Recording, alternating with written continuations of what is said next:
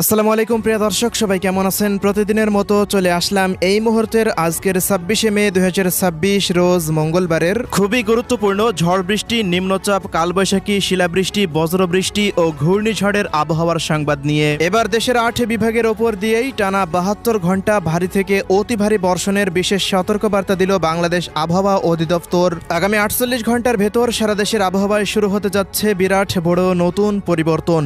আগামী ২৭শে মে থেকে ২৯ মে পর্যন্ত টানা ৭২ ঘন্টা দেশের ৮ বিভাগের ওপর দিয়েই বয়ে যেতে পারে তীব্র কালবৈশাখী ঝড়, ভারী থেকে অতি ভারী বর্ষণ। পবিত্র ঈদুল আজহার দিন তীব্র রোদের পাশাপাশি কয়েক দফায় হতে পারে তীব্র বজ্রসহ ঝড় বৃষ্টি। অন্যদিকে বঙ্গোপসাগরের বুকে তৈরি হচ্ছে শক্তিশালী মৌসুমী নিম্নচাপ, জুন মাসের প্রথম সপ্তাহেই আঘাত হানতে পারে উপকূলে। এদিকে আর কিছুক্ষণের মধ্যেই জেলায় জেলায় শুরু হতে যাচ্ছে তীব্র ঝড় বৃষ্টি।